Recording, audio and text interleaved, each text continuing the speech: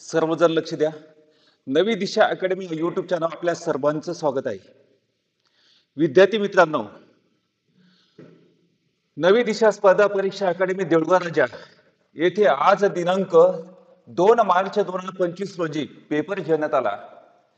त्याचे उत्तर 100 प्रश्नाचे उत्तर सकाळी सांगितलेले आहे आणि तुम्हाला नवी दिशा अकॅडमी या ॲपवर फ्री मटेरियल मध्ये सुद्धा त्या ठिकाणी उत्तरं मिळतील. आपण हप्त्यातून 2 पेपर याचं ठरवलेलं आहे.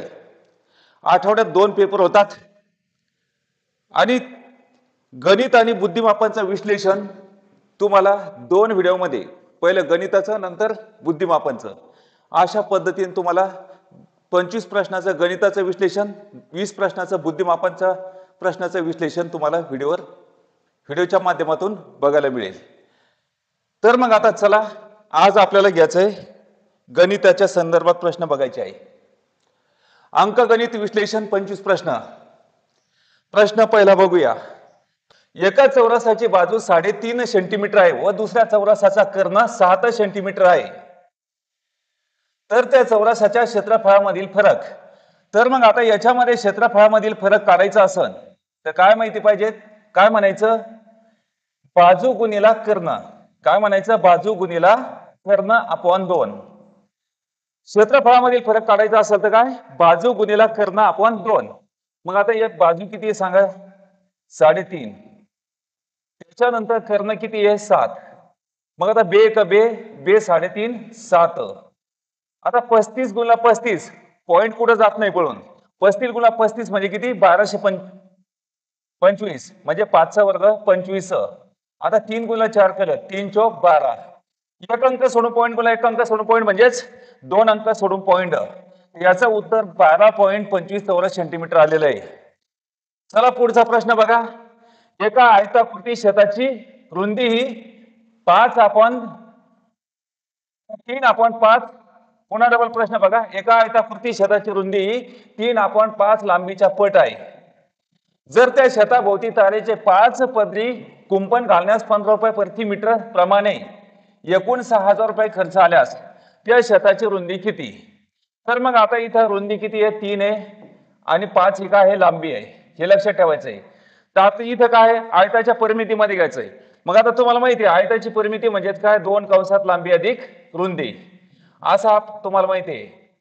तर मग आता लांबी किती आहे? 5x आणि रुंदी किती आहे? 3x. तर मग आता इथं काय करायचं? 60,000 द्यायचे.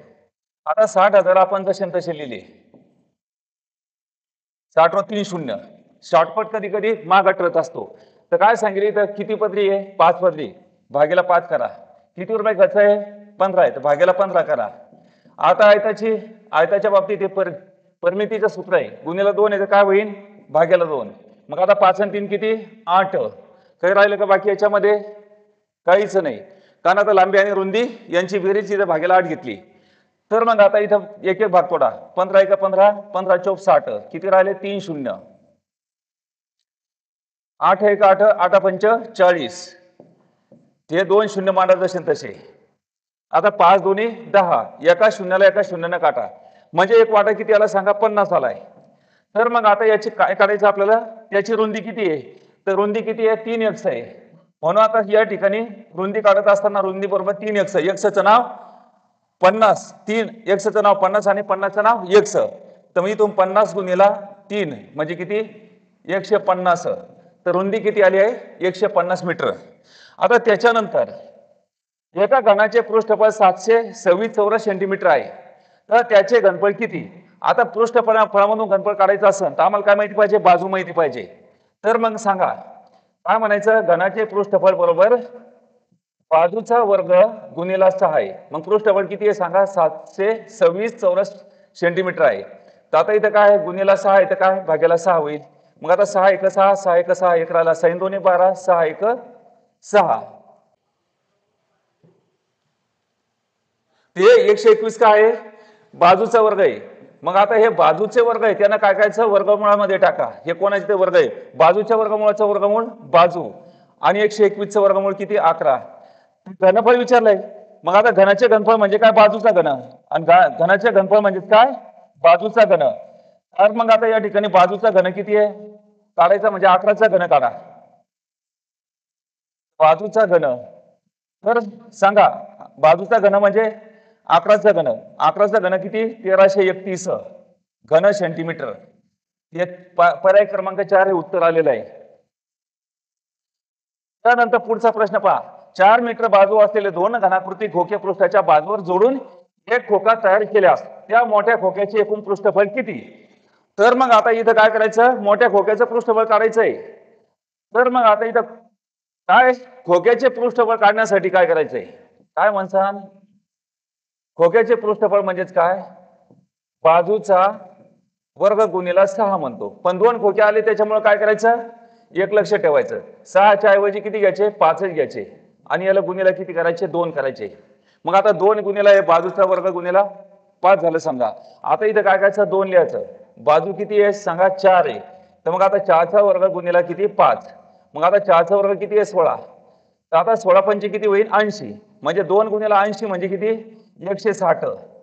तर मग आता इथं एकूण खोक्याचे एकूण पृष्ठफळ किती 160 चौरस सेंटीमीटर आहे. पुढचा प्रश्न बघा 5 गुणिला 0.4 भागिले 0.04 बरोबर m तर m ची किंमत किती. तर आता बिनधास्त याचं सांगा 5 गुणिला 4 भागिले किती 4 आहे. आता पॉईंटच्या पुढे 3 अंक आहे खाली म्हणून वर एकावर 3 शून्य. आता इथं पॉईंटच्या पुढे एक अंक आहे वर पॉईंटच्या पुढे इथं एक अंक आहे म्हणून एकावर 1 शून्य एका शून्याला एका शून्याने काढून टाकायचंय. आता 4 1 4 4 1 4 कटले तर आता 100 गुणिला 5 या ठिकाणी आलेलं आहे. तर मग याचं उत्तर काय आहे ऍक्च्युअली 500 आहे. तर याच्यामध्ये 500 दिसतात का पुन्हा डबल बघा पॉईंटच्या पुढे 3 अंक आहे म्हणून एकावर 3 शून्य पॉईंटच्या पुढे एक अंक आहे म्हणून खाली एकावर 1 शून्य 1 1 शून्य कटला. तर आता इथे एकावर 2 शून्य राहिले. मग आता 100 गुणिला किती 5 राहिले याचं उत्तर किती आहे 500. पुढचा प्रश्न बघा 0.99 x बरोबर 100 तर x बरोबर किती.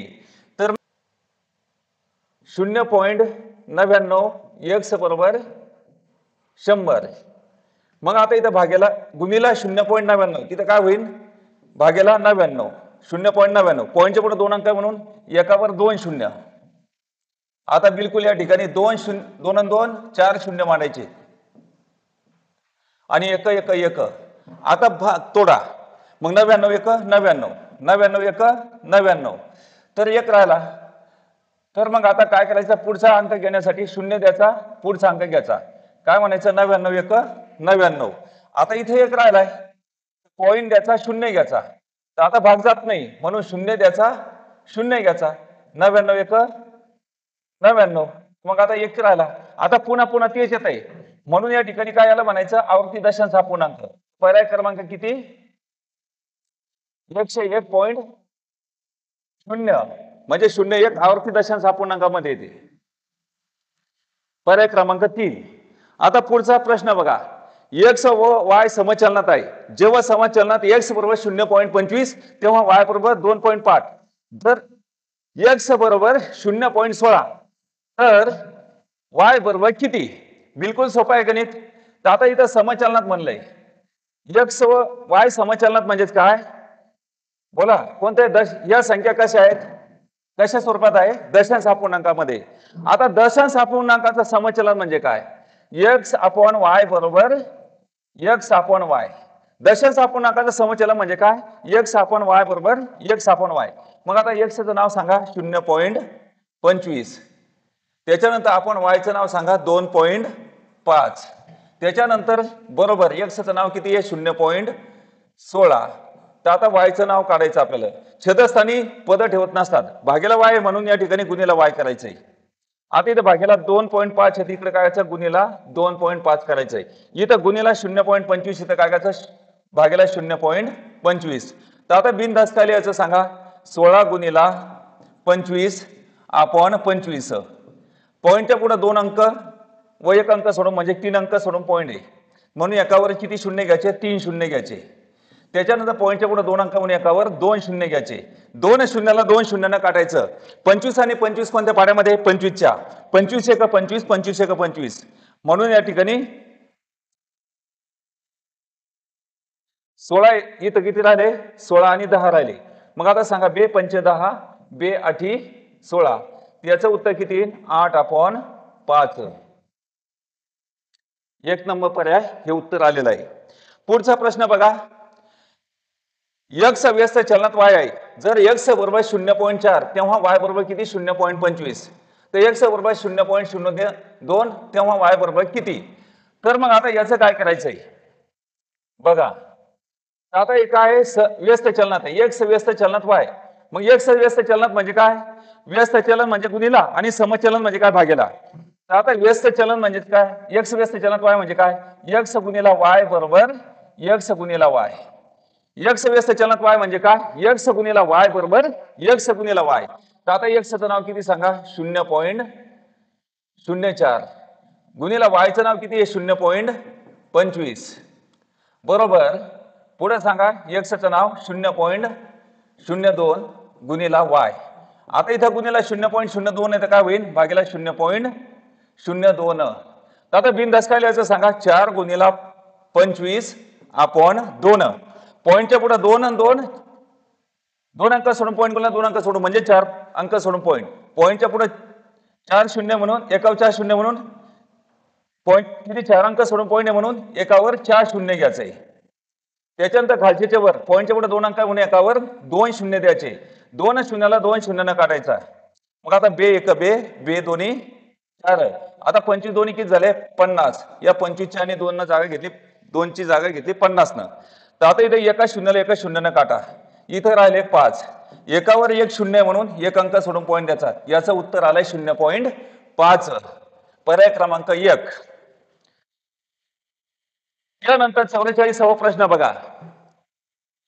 0.0081 हे काय वर्गमूळात आहे? मग आता 81चं वर्गमूळ किती? 9. 4 अंक सोडून पॉईंटचं वर्गमूळ 2 अंक सोडून पॉईंट. म्हणून या ठिकाणी 2 अंक सोडून पॉईंट द्यायचा आहे. पॉईंटच्या डाव्या साईडला कोणता अंक नाही म्हणून 0 घ्यायचा. तर याचं उत्तर किती आलं? 0.09. पुढचा प्रश्न बघा. 60/165 बरोबर 16 वर्गमुळात 16/x. तर x बरोबर किती? तर मग आता याच्यामध्ये काय करायचं? 60चा वर्ग आणि 105चा वर्ग आपल्याला ध्यानात राहत नाही म्हणून याला पहिला भाग काय करायचा? याचा भाग तोडून घ्यायचा आहे. आता 15 चौक 60, 15 7 किती? 5 14. तर मग आता इथं x बाहेर काढायचं. x बाहेर काढण्यासाठी काय करावं लागेल? x चा वर्ग करावा लागेल. x चा वर्ग केला तर या ठिकाणी 16चा वर्ग करावा लागेल, 7चा वर्ग करावा लागेल आणि 4चा वर्ग करावा लागेल. हे लक्षात ठेवायचं. या सर्वांचे वर्ग झाल्यानंतर 4चा वर्ग किती? 16. त्याच्यानंतर 7चा वर्ग किती? 49. 16च्या वर्गमूळाचं वर्गमूळ किती? 16. म्हणजे 16 गुणिले 16 असतात का नाही? त्याच्यापैकी एक घ्यायचा आहे. आणि x च्या वर्गमूळाचं वर्गमूळ x. पद कधी खाली नसतात म्हणून त्याला अंशस्थानी पाठवायचं असतं. भाग्याला x आहे तर काय होईल? गुणिला x. तर भाग्याला 49 आहे तर गुणिला 49. आता इथे गुणिला 16 आहे तर काय होईल? भाग्याला 16. आता 16 आणि 16 हे कटून जातात पहा. 16 1 16, 16 1 16. म्हणून आज सांगा x बरोबर किती? 49. पुढचा प्रश्न बघा. 4/11 ही 2 परमेय संख्याची बेरीज आहे. 2 परमेय संख्येची बेरीज आहे. यापैकी एक संख्या -5/44 असल्यास दुसरी संख्या कोणती? आता 4/11 या ठिकाणी ही म्हणजे काय? बरोबर. ही म्हणजे बरोबर. ही हे म्हणजे काय? बरोबर. त्यापैकी एक संख्या किती आहे सांगा? -5/44 आहे. तर दुसरी संख्या कोणती काढायची आपल्याला? आता दुसरी संख्या काढण्यासाठी एक माना नाही तर दुसरी संख्या माना. इथं काय? -5/44 आहे. तर काय होईल इथं? अधिक म्हणजे 5/44. पलीकडच्या साईडला मांडू शकता किंवा इकडे मांडू शकतात. पण डाव्या साईडचे चिन्ह आहे संख्या अपूर्णांकाची असतात ते ध्यानात घ्यायचंय. तर मग आता इथं 44 मांडले. तर मग आता इथं काय करायची? यांची बेरीज करायची. 44 आणि 11चा लसावी किती आला? 44. 11च्या पाड्यामध्ये 44 आहे म्हणून लसावी 44 आहे. 44 1 44. 11 चौक 44. म्हणजे काय? प्रत्येक छेदानं लसावीला भागायचं. आलेल्या लसावीला अंशाला आलेल्या भागकारानं अंशाला गुणायचंय. मग आता 5 1 5 आणि 4 चौक 16. आता 16 5 किती? 21. तर मग आता इथं सांगा x बरोबर किती? 21/44. पर्याय क्रमांक 4. दुसरी संख्या ही 21/44 आहे. आता पुढचा प्रश्न बघा. एक काम 20 दिवसात पूर्ण करतो, तेच काम पूर्ण करण्यास मला 30 दिवस लागतात, तर दोघे मिळून ते काम किती दिवसात पूर्ण करतील? पात्र मांडायचे अ आणि ब असे मांडायचे. एक काम किती दिवसामध्ये? 20 दिवसामध्ये. ब किती दिवसामध्ये? 30 दिवसामध्ये. आता दोघा मिळून म्हणजे काय? वर्षाचा गुणाकार, खालच्याची बेरीज. दोघा मिळून म्हणजे बेरीज आणि एकटा करत असेल तर वजाबाकी. दोघा मिळून म्हणजे काय? वर्षाचा गुणाकार, खालच्याची बेरीज. तर म्हणताना काय म्हणायचं सांगा? 20 गुणिला 30 अपॉन 20 अधिक 30. तर 20 आणि 30 किती होईल? 50. एका शून्यानं काटा. 5 आणि 20 कोणत्या पाड्यामध्ये सांगा? 5च्या. 5 1 5 5 चोक 20 आणि 4 त्रिक 12. दोघं मिळून किती दिवसात करतील? 12 दिवसामध्ये करतील. काही माणसांना एक काम पूर्ण करण्यास 15 दिवस लागतात. जर माणसाची संख्या 3 आपण 5 केल्यास त्या कामास आणखीन किती दिवस लागतील? आणखीन किती दिवस म्हणजे शिल्लकचे किती दिवस लागतील? तर मग आता इथं सांगा, एक काम पूर्ण करण्यास किती दिवस लागतात? काही माणसांना 15 दिवस लागतात. इथं लिहायचे 15. आता इथं काय आहे? जर माणसाची संख्या 3 आपण 5 केल्यास म्हणजे गुणीला काय करायचं? 3 आपण 5. येताना काय लिहायचं? पण कसं लिहायचं पहा. तर आपण भाग्याला लिहिलेलं असतं, तिथं खालची संख्यावर वरची संख्या खाली होते, म्हणजे इथं गुणीला बटन दाबल्यानंतर. मग आता इथं लिहिताना असं लिहा, 15 भाग्याला लिहितो आपण. इथं लिहायचं भाग्याला किती? 3 आपण 5. मग भाग्यालाच्या ठिकाणी कोणतं बटन दाबायचं? गुणीला. काय होईल? गुणीला बटन दाबलं तर खालची संख्या वर, वरची संख्या खाली, म्हणजे 5 वर 3 खाली. हे लक्षात घ्यायचंय. मग आता इथं नाही तर डायरेक्ट तुम्ही गुणीला 5 आपण 3 लिहिलं, 3 आपण 5 आज लिहिलेलं असेल तर याचं उलटे करायचं, 5 आपण 3. मग आता 3 आहे का 3 3 5 15. 5 5 किती? 25. पण आता आणखीन किती दिवस लागतील? ते मूळचे दिवस किती लागत होते? 15. तर मग आता हे वजा 15 करायचे. 25 मधून 15 गेले किती राहिले? 10. तर आणखीन किती दिवस लागतील? 10 दिवस. इतकं सोपं गणित आहे. 663 किलोमीटर वेगाने जाणाऱ्या 385 मीटर लांबीच्या आगगाडीला एक विजेचा खांब ओलांडण्यास किती वेळ लागेल? आता इथं 663 किलोमीटर आहे आणि इथं 385 मीटर लांबीच्या आगगाडीवर प्रश्न तयार होईल. तर आम्हाला या ठिकाणी सेकंद काढायचे, म्हणून सेकंद उजव्या साईडनं लिहा आणि डाव्या साईडनं काय लिहायचं? मीटर. मीटरच्या जोडीला सेकंद असतात, सेकंदच्या जोडीला मीटर असतात. जे उत्तर काढायचं ते आम्हाला उजव्या साईडनं लिहायचं आहे. तर सांगा मग प्रश्न कशावर तयार होईल? 385 मीटर आगगाडी लांबीवर होईल. मग जोपर्यंत मीटर आणि सेकंद आम्हाला माहिती होत नाही तोपर्यंत उत्तर देऊ शकत नाही. मीटर आणि सेकंद कोणाला मागायचे? 663 किलोमीटर. 663 किलोमीटर म्हणजे काय? 3600 सेकंद, 63,000 मीटर. मग आता यांचं काय करायचं? मीटर खाली मीटर मांडले आणि सेकंद खाली सेकंद काढायचे. याचा करायचा तिरपा गुणाकार. बोला सर्वजण. 385 गुणिला 3600 आपण 63,000 मीटर. 3 शून्याला 3 शून्यानं 1 मिनिट. हा बरोबर आहे. तर मग आता 2 शून्याला 2 शून्यानंच काटायचं. तर 2 शून्याला 2 शून्यानं काटलं, इथं 630 राहिले. मग आता इथं 9 7 63 आणि 9 चौक 36 हा शून्य लिहायचा. मग आता इथं काय? 17 आणि नाही बस त्याच्यामध्ये 7 1 7 हा शून्य लिहा. 7 5 35 3 राहिले. 7 5 35. कुठंतरी हुकलंय. पुन्हा डबल प्रश्न पाहूया.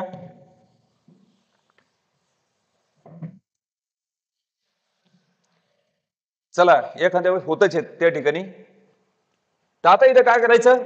पुन्हा प्रश्न बघा. 663 किलोमीटर वेगाने जाणाऱ्या 385 मीटर लांबीच्या आगगाडीचा एक विजेचा खांब ओलांडण्यास किती वेळ लागेल? तर आता वेळ कशामध्ये काढायचा? सेकंद मध्ये काढायचा आहे. तर डाव्या साईडनं काय लिहायचंय? मीटर लिहायचं. मग प्रश्न कशावर तयार होईल? 385 मीटरवर साठी किती सेकंद? जोपर्यंत इथं मीटर सेकंद माहित होत नाही तोपर्यंत उत्तर देऊ शकत नाही. मीटर सेकंद कोणाला मागायचं? 663 किलोमीटर. मग आता 663 किलोमीटर म्हणजे काय? 3600 सेकंद, 63,000 मीटर. 1 किलोमीटर म्हणजे 1000 मीटर. तर 63 किलोमीटर म्हणजे किती? 63,000 मीटर. तर मग आता इथं तिरपा गुणाकार करायचा आहे. बहुतेक अंक चुकण्याची शक्यता याच्यामध्ये 36 असू शकतं. तिथं पाहूया. याच्यात जमलं तर ठीक आहे, नाही तर पुन्हा डबल पाहूया. अंक चेंज करावं लागेल, नाही तर मग नंतर सांगेल. याचा तिरपा गुणाकार 385 गुणिला 3600 आपण 63 1000. तर मग आता 2 शून्याला 2 शून्यानं काटा.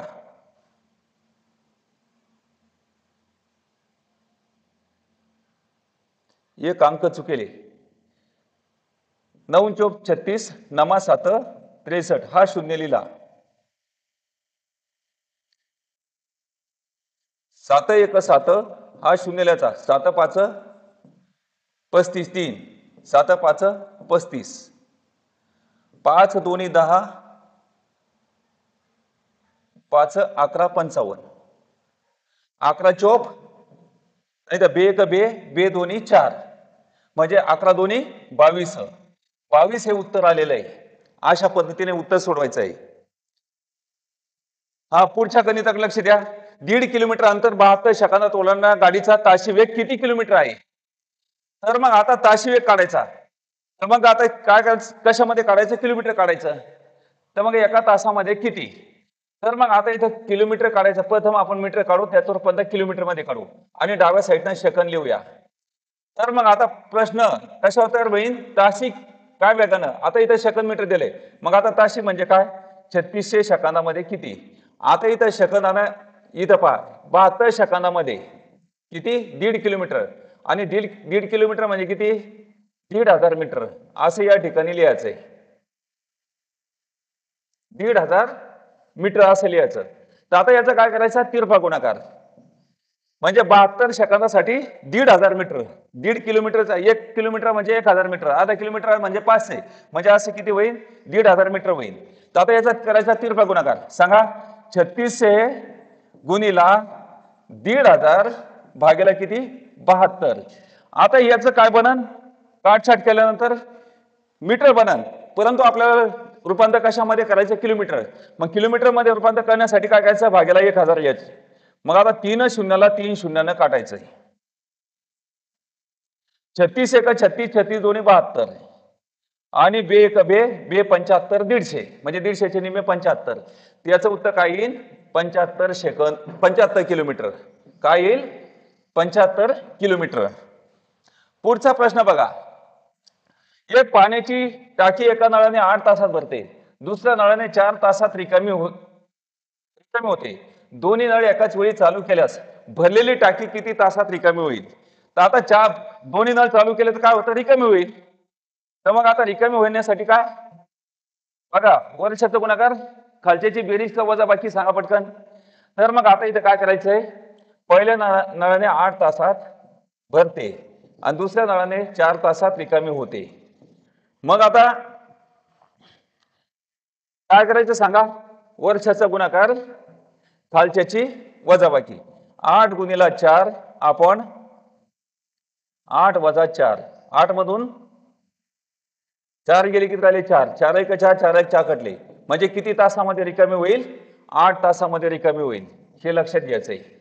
आता पुढचा प्रश्न बघा. समान व्यासाच्या 3 नळाने एक पाण्याची टाकी 45 मिनिटात भरते. जर तेवढ्याच व्यासाचे 5 नळ एकाच वेळी चालू केल्यास रिकामी टाकी किती वेळात भरेल? तर आता इथं काय आहे? उजव्या साईडनं लिहायचं मिनिट आणि डाव्या साईडनं काय लिहायचंय? नळ. मग आता या ठिकाणी भरेल. पहा कसं करायचं? 3 नळांनी किती तासामध्ये? म्हणजे 45 मिनिटामध्ये. 45 मिनिटं म्हणजे काय? पाऊण तास. तर 5 नळांनी किती तासात? याच्यामध्ये काय करायचं? वरच्या वरच्याचा गुणाकार, खालच्या खालच्याचा गुणाकार. काय करायचंय? मिनिट काढायचे असेल तर वरच्या वरच्याचा गुणाकार, खालच्या खालच्याचा गुणाकार. म्हणजे 3 गुणिला 45 आपण 5, 5 1 5, 5 9 45, 9 3 27 किती मिनिटामध्ये भरेल? 27 मिनिटामध्ये भरेल. आता पुढचा प्रश्न बघा. खालील परमेय संख्या उतरत्या क्रमाने लिहिल्यास मध्यभागी कोणती परमेय संख्या येईल? तर आता परमेय संख्या उतरत्या क्रमाने लिहायचं आहे आपल्याला. तर आता इथं काय करायचं? 13 आपण 14, 9 आपण 10, 12 आपण 13, 15 आपण 16, 20 आपण 21. तर आता इथं पहा 13 ने 14, 9 ने 10, 12 ने 13, 15 ने 16, 20 ने 21. एक एकचा फरक आहे. अंश काय आहे? लहान आहे आणि छेद मोठा आहे. म्हणून या ठिकाणी काय वापरायचं? 1 ने 1 2 आणि 2 ने 1 3. इथं एक एकचा फरक घ्यायचा, पण छोट्या छोट्या संख्या घ्यायच्या. तर आता सांगा 3 1 3, 3 6 18, बे 1 बे बे 5 10. तर आता उतरत्या क्रमानं लिहायचं आहे, म्हणजे मोठीकडून डावीकडे लिहायचं. मग आता मोठी संख्या कोणती? 6 आहे, 3 आहे. ज्याचा छेद मोठा ती मोठी संख्या आहे. मग आता छेद कोणाचा आहे? 21. मोठेकडून डावीकडे चला, म्हणजे लहान संख्याकडे जायचं. मग सांगा त्याच्यापेक्षा लहान कोण आहे? 16. त्याच्यापेक्षा लहान कोण आहे? 14. त्याच्यापेक्षा लहान 13 आणि त्याच्यापेक्षा लहान 10. तर मग असं या ठिकाणी आपल्याला छेद लिहायचे. मग आता मध्यभागची संख्या काढायची, म्हणजे 14 आहे. तर मग आता 14च्या डोक्यावर काय आहे? 13 आहे. याचं उत्तर 13/14 आलेलं आहे. पर्याय क्रमांक 3. पुढचा प्रश्न बघा. जर 4 पुरुष किंवा 6 मुले एक काम 12 दिवसात पूर्ण करतात, तर तेच काम 6 पुरुष आणि 3 मुले मिळून किती दिवसात करतील? तर मग आता इथं काय करायचं? आपल्याला दिवस काढायचे, म्हणून दिवस उजव्या साईडनं लिहा. डाव्या साईडनं काय लिहायचंय? मुले लिहायचंय. त्याच्या डाव्या साईडनं काय लिहायचं? पुरुष लिहायचं. सांगा 4 पुरुष 6 मुले 12 दिवसात. 4 पुरुष 6 मुले किती दिवसामध्ये? 12 दिवसामध्ये. त्याच्यानंतर तेच काम 6 पुरुष आणि 3 मुले. 6 पुरुष आणि 3 मुले किती दिवसात करतील? तर मग आता याच्यामध्ये काय सोपं गणित आहे बघा. काय करायचं? याचा तिरपा गुणाकार करायचा. 4 त्रिक 12, 6 6 6 6 36 यांची करायची बेरीज. आणि याला म्हणायचं थोडंसं बाजूला आहे, वरच्याचा गुणाकार खालच्याची बेरीज. काय म्हणायचं? वरच्याचा गुणाकार खालच्याची बेरीज. मग कोणाचा? 4 गुणिला 6 गुणिला 12 आपण 12 अधिक 36. मग आता 36 आणि 12, 6 आणि 2 8, 3 आणि 1 4. मग आता 12 1 12, 5 चोक 48, 4 1 4, 4 1 4. म्हणजे किती दिवसात करेल? 6 दिवसामध्ये. हा बरोबर, 6 1 6, 6 दिवसामध्ये करेल. गणित समजलं? आता पुढचं गणित पहा.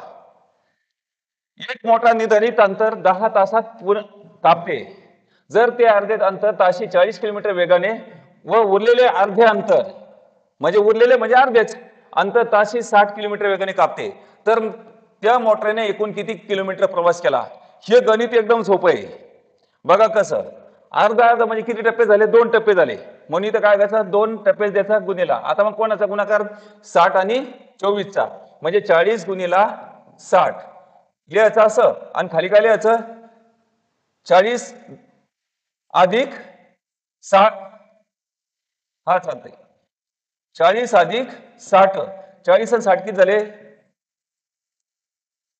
100. मग आता इथं काय करायचंय? 2 शून्याला 2 शून्यानं काटा. 4 सकम 24 आणि 24 दोन्ही 48.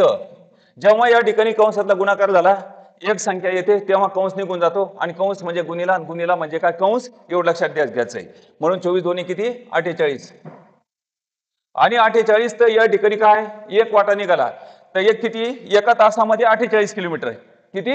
एका तासामध्ये 48 किलोमीटर. तर आपल्याला 10 तासाचं अंतर दाखवायचं, म्हणजे 48 गुणिला 10 हा शून्य लिहायचा आणि 48 1 48. म्हणजे त्या ठिकाणी एकूण किती प्रवास केला? 10 तासामध्ये 480 किलोमीटर प्रवास केला, असा त्याचा अर्थ आहे. 40 मधून 60 दिवसात 30 खंड खणतात. 20 मजुरांना 15 खंड खणण्यास किती दिवस लागतील?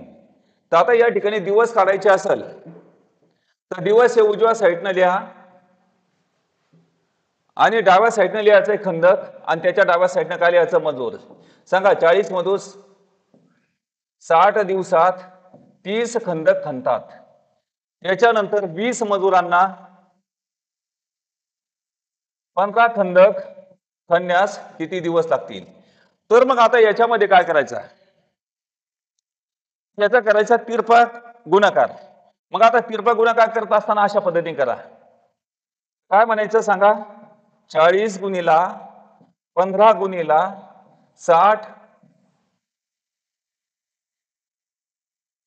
एक मिनिट. 20 गुणिला अशा पद्धतीने तिरपा गुणाकार याचा. एक मिनिट, पहिले करूया. 40 गुणिला 15 गुणिला 60 आपण 20 गुणिला 30. 30 एक 30, 30 दोन्ही 60, 20 एक 20, 20 दोन्ही 40, 15 दोन्ही 30 आणि 30 दोन्ही 60. किती दिवसामध्ये? 60 दिवसामध्ये हे उत्तर आलेलं आहे. त्याच्यानंतर 450 मीटर लांबीच्या ताशी 54 किलोमीटर वेगाने जाणाऱ्या आघाडीला एक विजेचा खांब ओलांडण्यास किती वेळ लागेल? विद्यार्थी मित्रांनो, हे गणित दिलेले सिलेबस देऊन त्या ठिकाणी पेपर घेतला जातो आणि 3 पेपर मध्ये तुमची सर्व विषयाची रिव्हिजन आली पाहिजे आणि 4 पेपर मध्ये एक ऑल ओव्हर सस्पेंड पेपर घेतला जातो. म्हणून एका आठवड्यात 2 पेपर याचा फायदा तुम्ही उचलायचा आहे. 450 मीटर लांबीचा ताशी 54 किलोमीटर वेगाने जाणाऱ्या आघाडीला एक विजेचा खांब ओलांडण्यास किती वेळ लागेल? तर मग आता इथं वेळ काढायचा सेकंदामध्ये. सेकंद उजव्या साईडने लिहा, डाव्या साईडने मीटर लिहा. प्रश्न तयार होईल 450 मीटर साठी किती सेकंद. आता इथं मीटर आणि सेकंद कोणाला मागायचे? ताशी 54 किलोमीटरला. ताशी 54 किलोमीटर म्हणजे काय? 3600 सेकंद आणि 54,000 मीटर. 54 किलोमीटरचे 54,000 मीटर होईल. याचा करायचा तिरपा गुणाकार. सांगा 450 गुणिला 3600 आपण 54,000. 3 शून्याला 3 शून्यानं काटा. 45 आणि 54 कोणत्या पाड्यामध्ये? 9च्या. 9 5 45, 9 सकी 54, 6 1 6, 6 6 36. थोड्या वेळात ते सुद्धा बंद करावं लागेल, मेसेज येतात. मग आता सांगा 6 पंच 30 किती सेकंदामध्ये? 30 सेकंदामध्ये. एक विजेचा खांब ओलांडण्यास 30 सेकंद लागतील. तर आता पुढचा प्रश्न पहा. 36 भागिले 4 बरोबर 9. तर 3.6 भागिले 0.04 बरोबर किती? आता इथं 36 भागिले 4 9 आलं. या 36 भागिले 4 म्हणजे किती? 9 येणार आहे. पण आता इथं पॉईंटचा मामला आहे. वर पॉईंटच्या पुढे याला वर म्हणायचं आणि याला छेदस्थानी म्हणजे खाली म्हणायचंय. पॉईंटच्या पुढे 1 अंक म्हणून एकावर 1 शून्य, खाली पॉईंटच्या पुढे 2 अंक म्हणून एकावर 2 शून्य. एका शून्याला एका शून्यानं काटा. मग सांगा 10 9 90. तर मग आता याचं उत्तर किती आलंय? 90. पुढचा प्रश्न बघा. खालील पैकी पूर्ण वर्ग संख्या कोणती? आता पूर्ण वर्ग संख्या दशांश अपूर्णांक सर्व ठिकाणी तुम्हाला 576 576 असं दिसतंय. तर मग आता या ठिकाणी 576 कोणाचा आहे? 24चा वर्ग आहे, तुम्हाला माहिती आहे हे डेफिनेट. पण आता याच्यामध्ये पॉईंट दिलंय. तर आता किती? 2 अंक सोडून पॉईंट म्हणजे वर्ग संख्या, 4 अंक सोडून पॉईंट म्हणजे वर्ग संख्या, 6 अंक सोडून पॉईंट म्हणजे वर्ग संख्या आणि 8 अंक सोडून पॉईंट म्हणजे काय? वर्ग संख्या. तर मग आता इथं पहा कसं आहे. तिथं 4 अंक सोडून आहे का? इथं 5 अंक नाही, 1 अंक नाही, 3 अंक नाही. तिथं काय आहे तुम्हाला माहिती आहे? 2 4 6 8 10 अशा पद्धतीनं समय याच्यामध्ये घ्यायचंय. तिथं 4 अंक सोडून पॉईंट दिलेला आहे. तर मग आता इथं 4 अंक सोडून पॉईंट दिलेला आहे म्हणून कोणता? पर्याय क्रमांक 4 ही पूर्ण वर्ग संख्या आहे. प्रश्न पुढचा पहा. x व y समचलनात आहे. जेव्हा समचलनात x बरोबर 0.25 तेव्हा y बरोबर 2.5. जर x बरोबर 0.16 असेल तर y बरोबर किती? तर मग आता या ठिकाणी काय करायचंय? आपल्याला काय x व y समचलनात आहे. मग x व y समचलनात म्हणजे काय? समचलनामध्ये म्हणजेच काय? भागेला. मग या ठिकाणी दशांश अपूर्णांक समचलनात म्हणजे काय? x अपॉन y बरोबर x अपॉन y. सांगा x चं नाव 0.25 आपण y चं नाव 2.5 बरोबर. x चं नाव 0.16 आणि y चं नाव काढायचंय. भागेला y तर काय होईल? गुणिला y. आता खाली पॉईंट सांगा भागेला 2.5 इथं काय होईल? गुणिला 2.5. आता गुणिला 0.25 इथं काय होईल? भागेला 0.25. आता इथं बरोबर पहा. बिंदास काय लिहायचं? 16 गुणिला 25 आपण 25 लिहायचं. पॉईंटच्या पुढे 2 अंक सोडून आणि गुणिला 1 अंक सोडून पॉईंट म्हणजे किती? 3 अंक सोडून पॉईंट म्हणून एकावर 3 शून्य.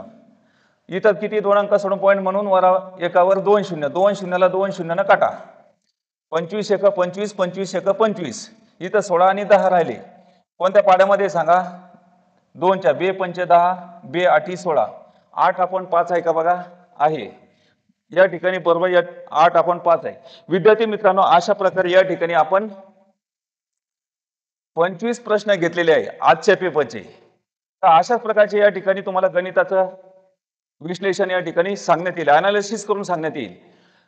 तर प्रत्येक प्रश्न सांगत असताना थोडा आपल्याला ओळीनं पण समजला पाहिजे. आता त्याच्यानंतर ऑनलाईन क्लास उद्यापासून चालू होत आहे, म्हणजे 3 मार्च पासून. गणिताचा प्रॉब्लेम होईल या ठिकाणी नमुन्यासहित टोटल एक्सरसाइजचे गणित शॉर्टकट ट्रिक्सनं शिकवल्या जातील. आता याच्यामध्ये गडबडीने सांगितलं जातं, तितकं लक्षात येत नसतं, पण विद्यार्थ्याची इच्छा असेल नाही जे पेपरमध्ये दिलेलं आहे गणिताचं अनालिसिस सांगा, ठीक आहे, ते आपण सांगू. प्रत्येक पेपरचा हप्त्यातून 2 पेपर होतात, 25-25 प्रश्नाचं सांगू आणि बुद्धिमापनचे सुद्धा सांगू. पण आपल्याला तयारी करायची असेल तर मुळासकट तयारी करावी लागते. जे हुशार विद्यार्थी त्यांनी सुद्धा मुळासकट तयारी करायची आहे. जो तुम्हाला सिलेबस दिलेला आहे आज आज रविवार आहे, आज रविवारी तुमचा पेपर येऊन तुम्हाला गुरुवारच्या पेपरचा सिलेबस दिलेला आहे, तर बिलकुल त्याप्रमाणे तुम्ही अभ्यास करायचा. आणि तुम्हाला पेपर मला तर वाटतं बाकीकडे पेपर असल्यामुळं सकाळी 7 वाजता जरी पेपर दिला तुम्हाला सकाळी तरी चालत, आणि 7 आणि 8 8:30 वाजेपर्यंत पेपर होतो आणि त्याच्यानंतर 5 ते 10 मिनिटांमध्ये तुम्हाला उत्तरं सांगितले जातील. तुम्ही तुमचा पेपर चेक करून घ्या आणि बाकी ठिकाणी आपापल्या क्लासमध्ये तुम्ही पेपर द्यायला सुद्धा रविवारच्या दिवशी जाऊ शकता. त्यामुळे तुमचा वेळही तिकडे वाया जाणार नाही आणि इकडे सुद्धा तुमचा अभ्यास करायचा. पण अभ्यासाचं टार्गेट ठेवून 2 पेपर द्यायचे आणि 4 पेपरमध्ये एक ऑल ओव्हर सस्पेंड पेपर घेतला जाईल. तर विद्यार्थी मित्रांनो, माझी अशी इच्छा आहे की तुम्हाला सांगितल्याप्रमाणे सिलेबस नुसार तुम्ही अभ्यास केला तर तुमचे कमीत कमी व जास्तीत जास्त कमीत कमी 10 व जास्तीत जास्त 30 मार्क इकडून या 2 पेपरच्या माध्यमातून तुम्हाला मदत होऊ शकते. तर म्हणून त्याच्यामध्ये आपण रात्रंदिवस अभ्यास करायचा. अभ्यासाच्या बाबतीत निष्काळजीपणा करायचा नाही. काही होत नाही, एक वेळेस करायचा. कमीत कमी 6 महिने व जास्तीत जास्त 1 वर्ष तुम्हाला नोकरी मिळाली पाहिजे, तर रात्रंदिवस जागायचं, रात्री आणि दिवस एकच करायचा आणि तो सिलेबस दिलेलं टार्गेट तुम्ही पूर्ण करायचं. ते तुमच्या ध्यानात राहू करणार राहू, पण टार्गेट पूर्ण करायचंय. तुम्ही जर टार्गेट पूर्ण करत असाल तर त्या ठिकाणी काय होईल, सुरुवातीला भले तुमच्या लक्षात येणार नाही, पण पुन्हा पुन्हा तुम्ही वाचन करत असाल आणि लिखाण करत असाल तर तुमच्या लक्षात निश्चितच येईल. त्याच्यानंतर मी तुम्हाला सांगणार, त्याचा स्पेशल व्हिडिओ बनवणार आहे. हे अभ्यासचं टार्गेट पूर्ण कसं करायचं, अभ्यासाची रणनीती कशी असते, गणिताचा अभ्यास कशा प्रकारे करायचा, मूल्यमापनचा अभ्यास कसा करायचा, त्याच्यानंतर जनरल नॉलेजचा अभ्यास, मराठी व्याकरणचा अभ्यास आणि चालू घडामोडीचा अभ्यास कसा करायचा, याच्या रणनीतीवर मी आपल्याला जर व्हिडिओ बनवायचा असेल तर तुम्ही कमेंटमध्ये सांगायचे की सर नाही का अभ्यास कशा पद्धतीने करायचा आणि टार्गेट पूर्ण कसं करायचं, तर त्याच्या बाबतीत तुम्हाला रणनीती सांगण्यात जाईल. आणि तुम्ही अनुशासन बाळगायचं, म्हणजे शिस्त बाळगायची. भीतीच्या आड काय चाललं काही घेणं देणं नको, लग्नाचे कार्यक्रम नको, जावळाचे कार्यक्रम नको, इतर 12 भानगडीमध्ये नको, भीतीच्या आडवी काय चाललं ते आम्हाला माहिती नको. जोपर्यंत आम्ही सक्सेस होत नाही तोपर्यंत जो विद्यार्थी सांगितल्यानुसार रात्रंदिवस झटून अभ्यास करा त्याला कमीत कमी 6 महिने जास्तीत जास्त 1 वर्ष, आणि जे समजा थोडेफार राहिले समजा 15-20% ते पुढच्या वर्षी निघून जातात. तर माझ्यामध्ये 70 ते 80% विद्यार्थी अशा प्रोग्राममध्ये हमखास निघू शकतात.